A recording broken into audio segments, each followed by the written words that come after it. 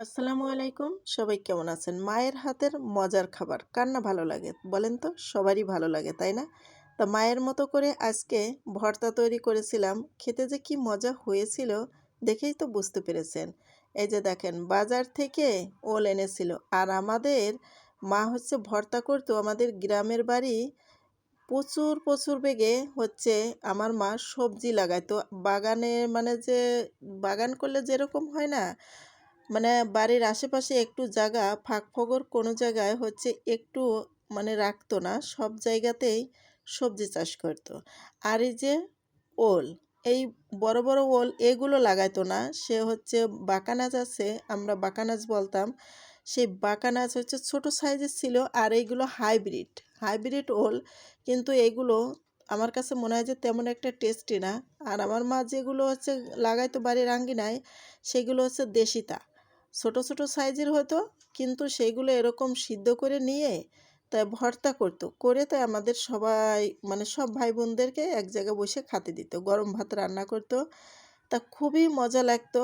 বেটে যেহেতু রান্না করতো তা আজকে আপনার ভাইয়া বাজার থেকে ওল নিয়ে আসছে। তা আমি মনে করলাম যে মাছ দিয়ে রান্না করি তো আমাকে বলতেছে যে, "না, মাছ দিয়ে রান্না করো না। তোমার জন্যই নিয়ে আসছি।" আপনার ভাই আবার পছন্দ করে না, বুঝতে পেরেছেন? সে কচু-টচু কোনো কিছু মানে যে খেতে চায় না। এইজন্য ওল মনে করছে যে গাল চুলকাবে। আসলে তো এটা গাল চুলকায় না। এগুলো কিন্তু ভালোই। কিন্তু হাইব্রিড তো টেস্টি একটু কম আছে আমার কাছে মনে হয়। আমি খেয়ে দেখছি কিন্তু আমার মার হাতে যেরকম খাতাম সেরকম টেস্টি আসলে হয়নি। আর তখন সেটা তো হচ্ছে দেশাল ছিল। সেগুলো খুবই মজা লাগতো। তা আমি একটু সরিষা, জিরে বেটে নিলাম আর হচ্ছে লবঙ্গ দিলাম যাতে একটু টেস্টি লাগে। ভালো করে বেটে নিয়ে তারপরে হচ্ছে শুকনো মরিচ টেলে নিয়েছি। সেই শুকনো মরিচগুলো একটু গুঁড়ো করে দিয়ে দিলাম। তার ভিতরে লবণ হলুদ দিয়ে সব কিছু মশলা দিয়ে এখন হচ্ছে একটু ভাজি করে নেব। আর তেল দিয়ে দিলাম এখানে রসুন বাটা, পেঁয়াজ বাটা দিয়ে দিয়েছি আর হচ্ছে তেজপাতা দিয়ে দিলাম কয়েক টুকরা আর একটু জিরে, একটু সরিষা।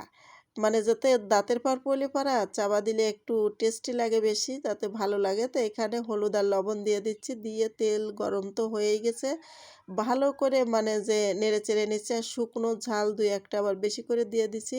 আর একটা কথা, গাল চুলকাবে না তারপরেও আমি কিন্তু কয়েক ফোঁটা লেবুর রস দিয়ে দিলাম। আমি বোতলে করে কিন্তু লেবু রস করে সবসময় কিন্তু ২-৩ বোতল রেখে দিই। কখন লাগে না লাগে বলা যায় না। এরকম ভালোভাবে নাড়তে হবে। নাড়তে, নাড়তে একদম তেল, তেল হয়ে যাবে তখন নামিয়ে নিতে হবে। তো এখন এই যে ভাজা হয়ে গেছে আমি এখন নামিয়ে নিচ্ছি। এই তো অলরেডি আমার ভর্তা তৈরি করা হয়ে গেছে। এই যে দেখেন। তো আজকের মতো বিদায় নিলাম। একদিন এভাবে তৈরি করে খেয়ে দেখেন।